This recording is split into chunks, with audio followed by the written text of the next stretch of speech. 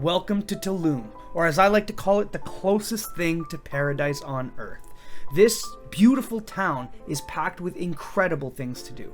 Whether you're spending your time at the expensive downtown area or in Tulum Centro, we got you covered on all the amazing things you have to do to make the most out of your time in this beautiful place. We're going to be looking at some of the top spots in both Centro as well as downtown, showing you a bit of food, a bit of culture, and the best places to party. And stick around, because at the end we're going to show you the hottest party in Tulum that you can get into for only $5. So we're going to start off by exploring this beautiful old town. This is where most of the locals live, and this is where you'll get a real feel of what it's like to live as a local in Tulum.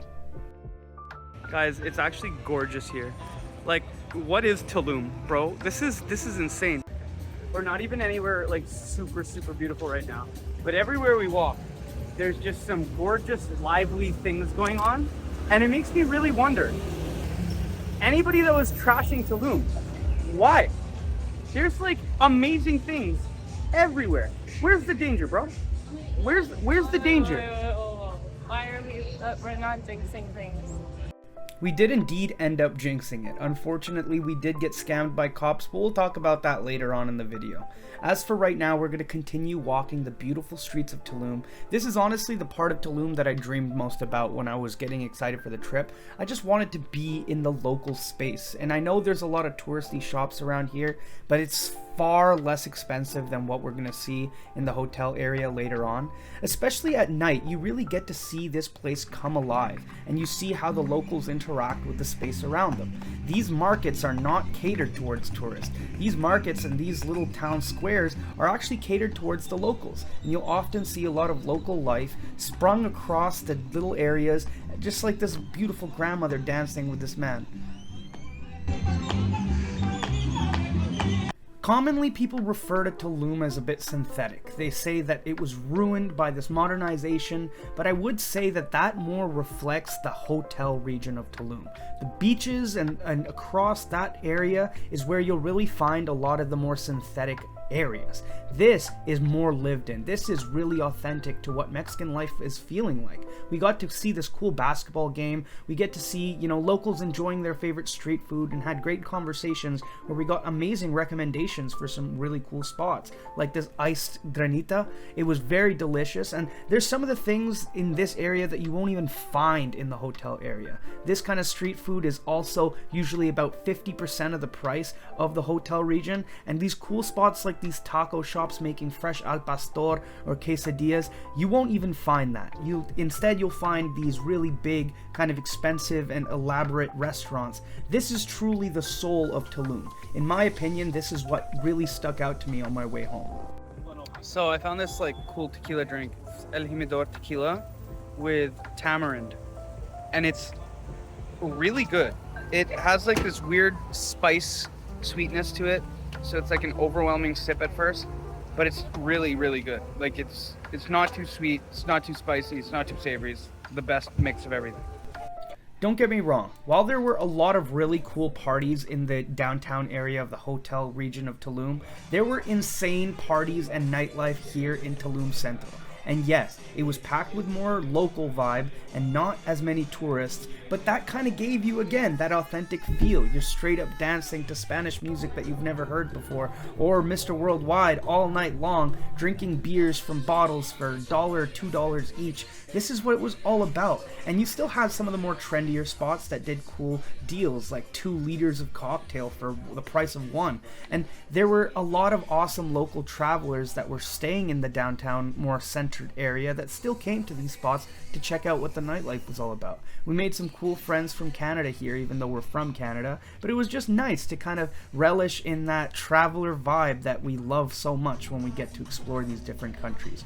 Another really cool place was Nocturnal. This nightclub was open till like 4 or 5 in the morning every night, and this is actually what we ended up doing on one of our last nights there, but we wanted to include it here to show you just how cool the nightlife can actually be in the center region. We got into the little VIP section, we went down to dance for a bit, and yeah, it was just a good time around. Stick around because later on in this video we're going to be showing you the hottest party in Tulum that you can get into for only $5, but first we're going to show you around our beautiful hotel. Now, this hotel was in the center, and that's why we got such an incredible deal on it.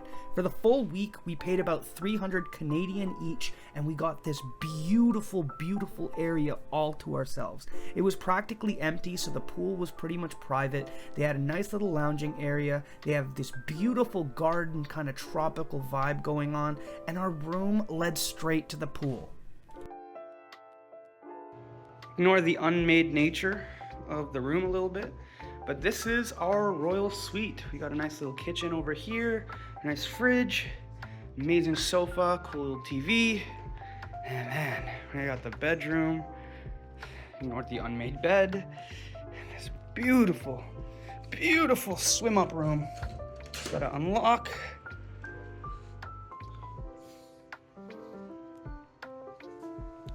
Gorgeous. Our next stop was out into the area where the Tulum Ruins were, because that is packed with a lot of cool things to do.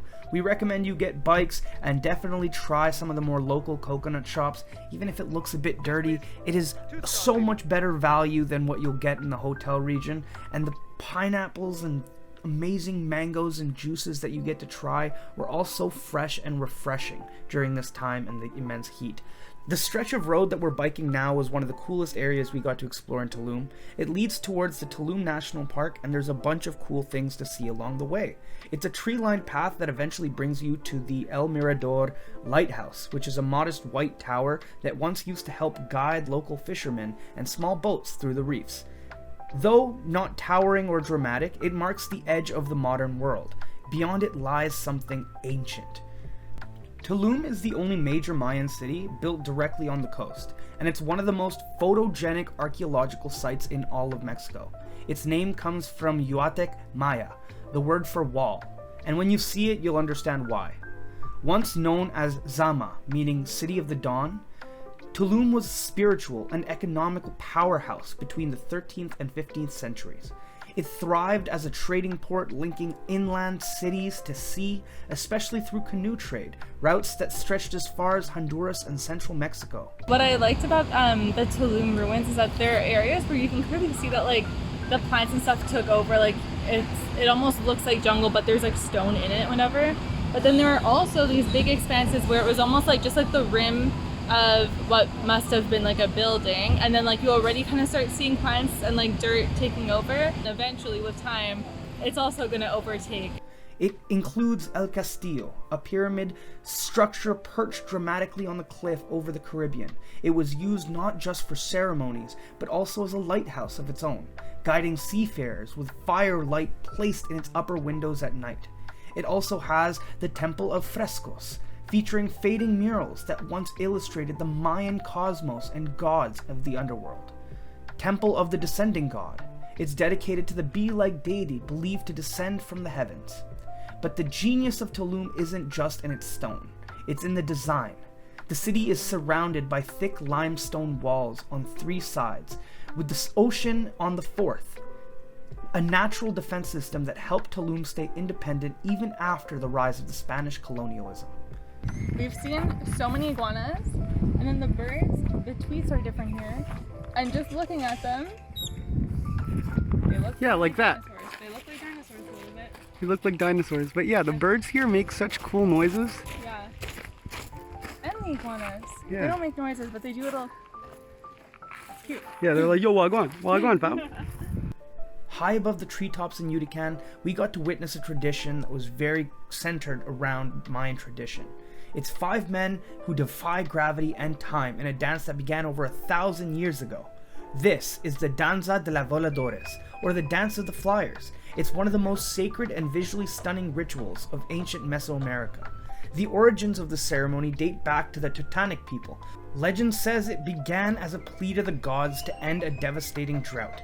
Dressed as birds, sacred messengers between the earth and the sky, the dancers ascended a tall pole and launched themselves into the wind, symbolizing the descent of rain and blessings of the sun. today it is still performed throughout Mexico, especially in the areas rich with Mayan and Totanic heritage. Below the cliffs stretching into the endless blue is the second largest reef system in the world after the Great Barrier Reef. Just offshore from Tulum, it teems with life. For the Maya, these waters were sacred.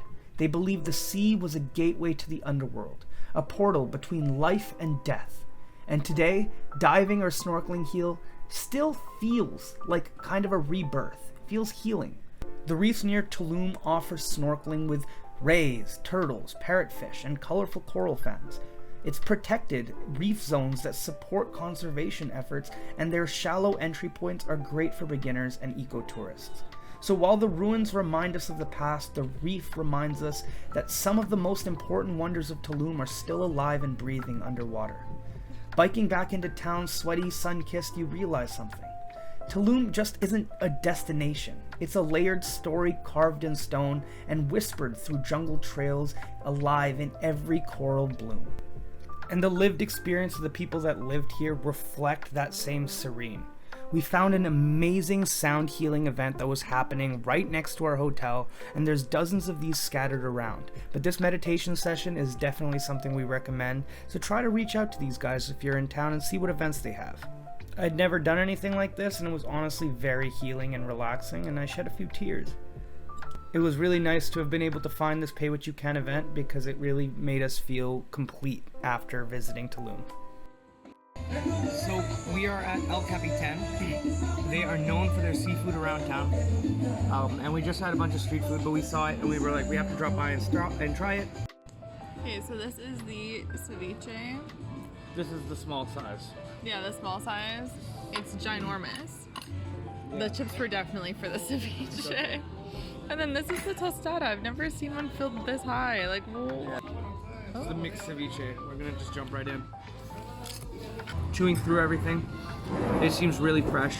I mean, only time will tell, but it's really punching with flavor. Like, all the fish has soaked in the flavors of the chili pepper as well as the lime, so it's super well seasoned. And Alex is trying that beautiful tostada. I don't even know where to start. Like, it's normally I fold it, but not today. Oh. Okay, let's get a bite. Oh my gosh, it's hard to get a bite.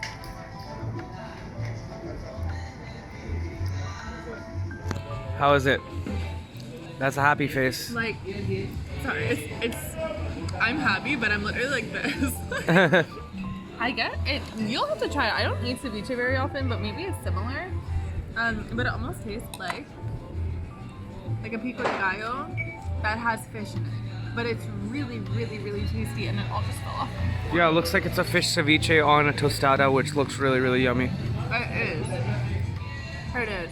Today, we are going to go through the best cenotes in Tulum, the ones that you cannot miss. These genuinely made our trip. Let's go. We are in the Gran Cenote. It's crazy, crazy beautiful. I want to show you how jungly jungle can get. It's so nice. Beneath the jungles of the Yucatan lies a hidden world, a vast web of underground rivers, caves, and sinkholes known as cenotes. Formed over millions of years as limestones collapsed and exposed groundwater, cenotes are windows into the Earth's soul, and for the Maya, they were so much more. See, to the ancient Maya, cenotes weren't just swimming holes, they were sacred. They were portals to the real underworld, known as Xibalba, place where the gods lived and spirits passed. Rituals, sacrifices, and prayers for the rain were performed here. These waters were believed to hold power, mystery, and life, and I can almost guarantee you, swimming through them, you felt that magic, you felt that power, and you felt that history underneath you. Our first stop is at the Gran Cenote, and it is one of Tulum's most famous for a reason. A stunning semi-open cave system with crystal clear water, bats overhead, and stunning underwater tunnels that stretch into darkness. We floated through sunbeams, swam beside turtles, and watched light flicker through the cave like it was breathing. It's a part of Sfer Ik Azulik, which is one of the world's largest underwater cave systems. It's still being explored by divers today. Nestled amongst the tropical trees, you'll see a system of semi-open caves. Wooden platforms wrap around the crystal water like a sacred walkway almost. The water is so clear, and you can see the turtles and fish submerged or even by standing on one of these boardwalks. We slipped into our snorkels and drifted through the caverns, and we just felt silence and at peace. It's almost meditative. We met a lot of locals who were sitting there and would go there actively to meditate, and it was just such a beautiful vibe. The blue is insane. Alex pointed out something really cool. All these holes, they're little nests. And you hear chirping everywhere from these amazing tropical birds, all from within their little homes. How are you liking it? It's really nice. It's super refreshing. And it's cute that there's like little fish, and like some of them are so close and like right at the surface, like literally like right here. Like I just touched it, but it's like right everywhere. It's cute. And we were worried that we might have hit the best one first, but there were so many really cool cenotes that we visited. These are just some of the top picks. We just arrived at Cenote Calavera, and this is the entrance. It's so beautiful. We're gonna have to ignore the construction going on, but really beautiful. Our next stop was Cenote Calavera. It's unlike any other. It means skull cenote, and from above you'll see why. The 3 distinct holes in the rock resemble eyes and a mouth. Looking down feels like peering into the Earth's own face. To enter, you don't walk in, you leap. A quick jump through the round hole drops you into a dark, deep water surrounded by smooth limestone walls and the haunting sound of dripping cave. But this place has energy. It's raw, it's untamed. Free divers descend into narrow crevices that twist downward. Tiny bubbles float up like spirit breath, and the ceiling curves into strange different directions, reminding you that this isn't a theme park, it's a living cave, an ancient and primal living cave. Cenote Calavera is the thrill seeker's portal, both eerie and exhilarating. So we just got ATVs. Never ridden ATVs before, but we're gonna figure it out. It's gonna be sick. So we just biked to get into Atik Tulum. So it's Not biked, we ATV'd. we sure did. We did some crazy ATV'd. shit. We ATV'd on the highway. Yeah, it was hard. But yeah, so it was I think $8.49 per person for access to both the park and the cenote, which is what we are doing. Our third stop on this trip is another one that you cannot miss while you're here. The vibe here is crazy, and the music adds to the environment so much. Listen. This was the biggest surprise we could have asked for. Cenote Atik. It's a cenote designed not just for swimming, but for the soul. It blends the natural world with Mayan-inspired art, sculptures, soundscapes into a curated jungle aesthetic. This really doesn't do justice to the size, but maybe Sam does. Sam, go even closer. I mean, talk about ginorm. Talk about ginorm. From the moment you arrive, you're greeted by giant masks, symbolic statues, hanging vines, and soft tribal music that drifts through the air like incense. Pathways wind through jungle installations where Maya cosmology meets contemporary creativity. It's more than just a cenote. It feels like an experience, a temple of nature and art designed for reflection and reconnection. It's a sense of reverence for the ancestors who once worshipped in spaces just like this, and it was so surreal getting to explore it. Some of these sculptures really made you realize how small you are on this planet, and it was one of those almost step back, take a breath, and just stare moments. Old Spice. Good sound. Oh, wow. The cenote itself was one of the most peaceful things I've ever experienced, and I think we spent the most time at this cenote just because there was a bunch of different spots to hang out, and by the time that we arrived, a lot of people were leaving for the day, so we really got to enjoy this all to ourselves. And whether it was climbing the ladder and seeing it from above, or swimming in the deep, deep turquoise water. It was honestly the best experience. Because this was honestly, guys, the most healing and gratifying experience. I was not expecting Tulum to be this. I was expecting it to be, you know, commercialized paradise. But this really holds on to and maintains so much of that uniqueness that sets it apart from different tropical areas in the world. Just for a bit of contrast, we will be showing you one of the cenotes that we visited on the hotel side. This was, I think, the prettiest one that we did get to visit on that side of the things, but it was still pretty nice. The food was really incredible, so we're going to show it to you and give you guys a glimpse into what that was like. Our final stop was at Cenote Kapen Ha, a tranquil oasis that's a bit far from the tourist trail in the hotel area. It's surrounded by wild jungle. This cenote, it feels untouched. It's like you stumbled onto something sacred. The path to the entrance winds through this dense foliage, and when the cenote opens up, it's like a secret being whispered by the earth. And you actually got to enter this cenote for free if you did order a meal and drink, so that's exactly what we did. We are at the, I'm gonna butcher this because I honestly don't remember what it's called, but I feel like it was Kapen Ha cenote. Could be wrong. And Sam got the mezcal Negroni, which he said fixes a Negroni, and he's a huge Negroni fan. And then he also got the Ribeye steak taco, which we've been seeing everywhere. It's like, I love steak tacos, and I'm just assuming that like ribeye steak between a I used to make this when I worked in the kitchens at Escondite. We would get steaks from the grocery store, bring it in. Oh my god, it's spooky scary. So I'm just excited to try it. I think it's gonna be really good. We're gonna try it.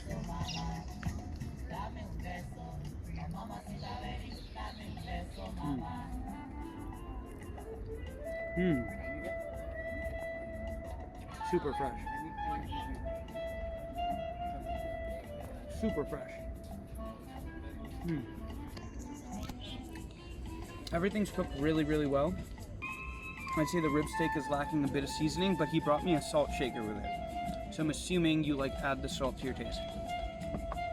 Other than that, it's outstanding. The green sauce was a bit too spicy, so I thought add some mayo in it, whisk it up. You could like a spice, like, you know, a bit more creamy. But I didn't add too much, so that it's not just like mayonnaise. And now it's got a creamier sauce to it. And that's my solution to the salt problem. So let's see now.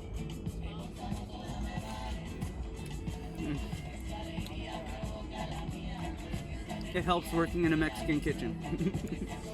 Very good. And then I also ordered food, and I got the tuna burger, which is a full-on tuna steak. Crazy. And fries, which I haven't had so far, and then a whole ass bowl of jalapenos. So very excited. It comes with guac inside, whatever the sauce is, I don't know. It looks really good. It's gonna be a monstrosity to take a bite of. This is huge. This is huge. Okay.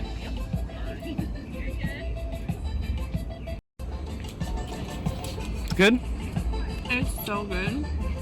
I guess it's Mexican butter or whatever Sam was saying the other day.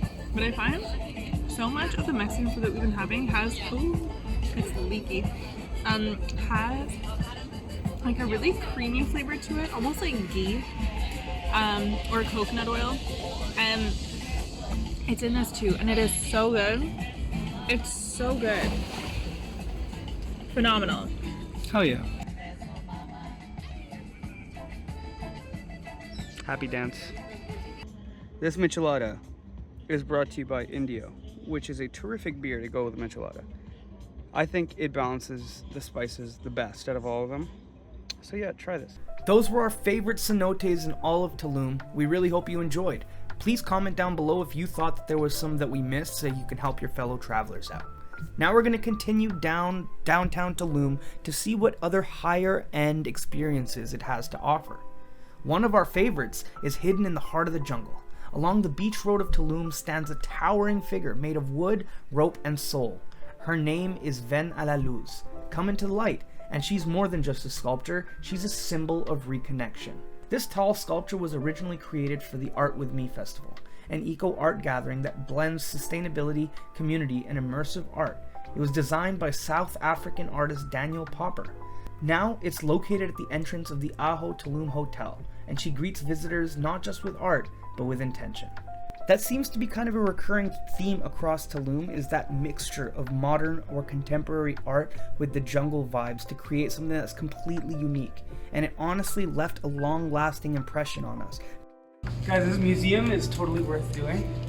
There's like a $400 pesos charge if you just want to do the museum. And honestly, it's cool enough sculptures that you should, but even the food was worth it. Like, you have to do this place. Yeah, just for extra info, wow, I'll take another video of that view. But yeah, so it's $400 for just the museum, which is this area, or 600 pesos, sorry. For the restaurant? For access to the restaurant, and that gives you $600, 600 peso credit for the restaurant. So yeah. Technically, you're just paying 1,200 for the restaurant, like if you're 2 people, and then you get 1,200 pesos worth of really good food, and then free access to the museum. So you might as well. Yeah, you might as well pay the 600. While this museum would have been worth it on its own, as we mentioned, there is a connected hotel and restaurant that you can get that special price at, and honestly, it's worth doing.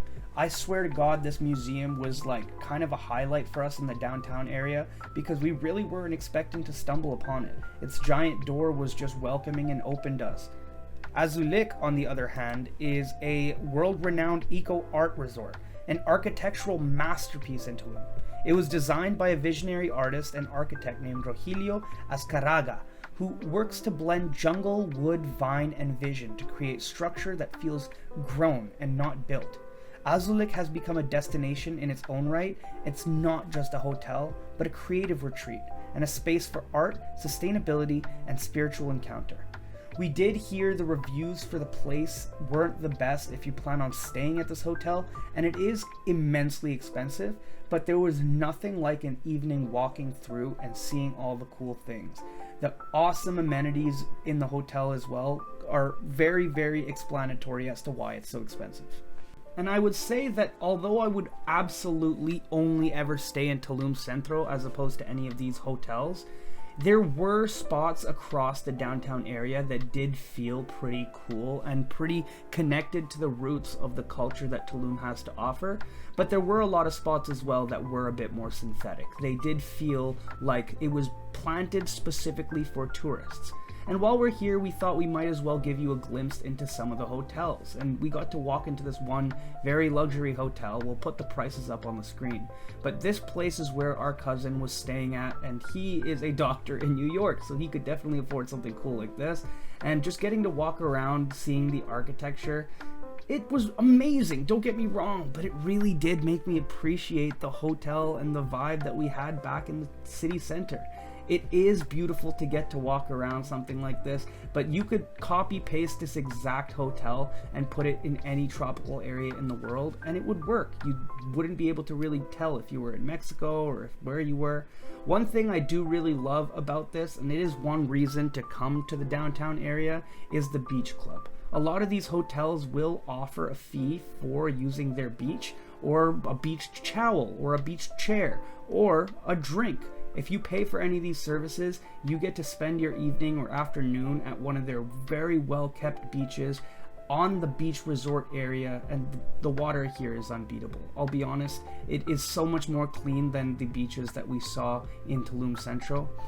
But that's the duality here. Although the Centro is very authentic to local life, it doesn't necessarily have the cleanliness or the upkeep that would allow a lot of these big art displays to stay here sustainably. And that's where you get some of these cooler spots here downtown. It's so beautiful over here, it's so serene. And the host was very, very kind. He's like, come in, just walk around, enjoy the area, take some pictures and videos if you'd like, and go ahead, go about your way. And we're like, well, thank you so much. It's very peaceful, it's so beautiful. It's like it's an art gallery. These are all different rooms with like massage beds on them. So if you came to get a massage here, this is what you'd be in. Yeah, and there's like a little fire there that he's tending, and it just has like a smell of smoke everywhere. It's really nice. So honestly, the hotel region was a lot more beautiful than I thought it would be. It's not like you need a lot of money in order to have a good time. But what I found was more of a series of art galleries stitched together through the jungle, the beaches, and the hotels. And even the hotels themselves weren't just places to sleep. They felt like art installations, and you could walk around them freely without anybody really restricting you. One thing we do recommend you spending and investing a little into is getting an ATV. Because if you really want to be able to explore every inch of this island without breaking the bank, an ATV is the way to go. Now I'm going to show you some Japanese-Mexican fusion because it is some of my favorite fusion food to eat. Last time I came to Mexico, some of the sushi that I tried was like the best sushi I've ever had. So I really wanted to try it. It's a Mexican-owned spot called Sushi Poke Bowl, and I got a jalapeno spicy salmon, and it looks really, really good. And I'm just excited, you know? It's topped with avocado, it has cream cheese, it has salmon, it has avocado. And we're in a very kind of like rich area here in Mexico, so I'm almost confident that the fish here raw can be trusted. But also I had ceviche in Centro, so I'm pretty confident that the food here, when you're spending a certain amount, you can expect quality, you know? So I'll try a little bite. Everything in this roll is exactly how I remembered it. It was like a ratatouille moment of like 14-year-old Sam being in Mexico and eating that California roll in Mexico for the first time. And it's like really pairs well with the jalapeno. It tastes like really good Mexican-Japanese fusion. The jalapeno is like nice and spicy, but then it complements the salmon. The salmon is just fresh. There's no like weird fishy taste to it. So you can bite through it, it's super, super tender. Avocado, the sauces, it just tastes like a very good fusion dish. I love it. After all that, it was finally time to come back to our Tulum Centro, the center region, and it was somewhere where we felt a lot more comfortable. Now, again, although it's not as pretty and there are a bit more rough around the edges, this is what life is like to me. This is why I love traveling. Like, look how creative they could be making their own kind of fences to protect against intruders. This is the kind of stuff that makes me fall in love with traveling over and over and over again, is finding these small places where people just live in tandem with the nature that surrounds them and in tandem with the history that's beneath their feet. This is why I love it. Sorry for getting poetic on you. Now we're gonna show you the coolest place to party. But first, no trip goes by without the inconveniences. Oh, the battery in the ATV like just stopped and it was no longer turning on. So I've now been pushing it up these streets to get it back to the bike shop. The phone number that the bike guy gave us was not a real number. So, I don't know what the fuck we're gonna do. We stopped filming at this point, but once we got to the shop where we originally rented the bikes, the owner came by and actually tried gaslighting us into believing that the bike still worked. When he realized that it didn't, he apologized many times and got us a new ATV to take on our way, which he promised wouldn't break, and he said he would try to give us a discount for the next day, but unfortunately it was our last day. So we just proceeded to go ahead and enjoy what time we had left, and we finally made it to the craziest party in Tulum. It's the place we were looking forward to. They're only really open one night a week, so you don't want to miss your opportunity to get it. Check the times for when you're traveling to make sure that you don't miss this spot. But it was called Palma Central. Okay, 70 pesos per person with an entry beer. I think this is the spot. I think this is clearly the spot in Tulum. Hello. When the sun sets in Tulum and the air cools just enough to breathe, there's one place that seems to gather everyone, and it's right here. It's more than just a food truck park. It's more than just a microcosm of Tulum's energy. It's an open-air jungle, packed with pulsing music, food, and fire. You'll find tacos with Yucatecan-style conchinita pibil next to vegan arepas, or smoothie bowls, mezcal cocktails, grilled street corn, and so much more. The walls are covered in murals, but you're not going to see that much in this video, and the lights hang from trees. In the center of it all is a small wooden stage that becomes a sacred ground once the drums begin to beat. As the night falls and the crowd forms, hush settles over, the sound of conch shells and tribal drums and didgeridoos ripple through the air, signaling the arrival of the fire dancers. These are not just performers, many of them are modern-day ritualists, artists who use flame, rhythm, and movement as form of storytelling and spiritual offering. Fire dancing traces back across multiple cultures, from the Polynesian tradition or the Aztec sun rituals to shamanic ceremonies in the Andes and Maya regions. Fire wasn't just a spectacle, it was seen as a life force, a messenger to the gods, and a symbol of transformation. I'm just going to let you take this in for the next couple minutes. I'm just going to stop talking so you can experience just the immensely cool vibe that there was at this party.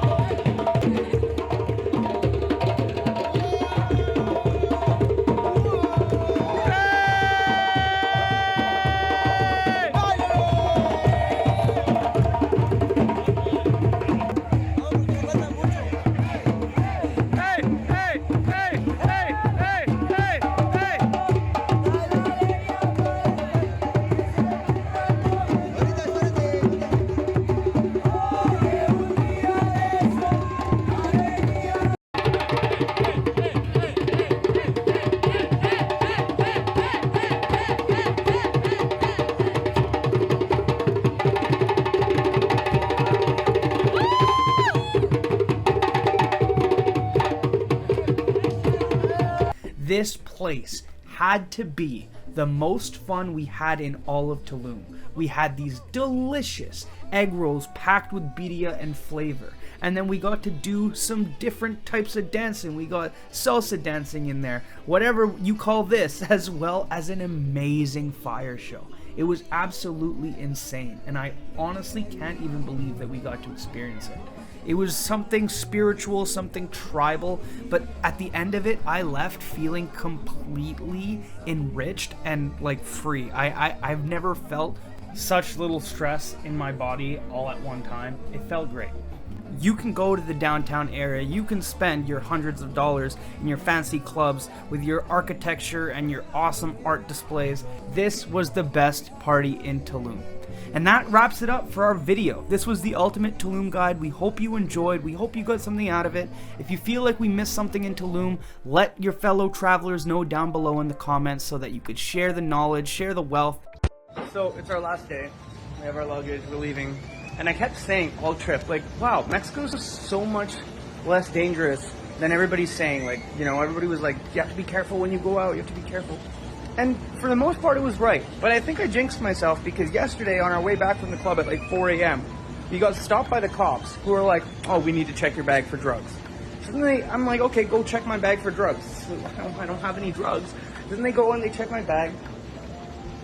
And they take all of the cash from the bag.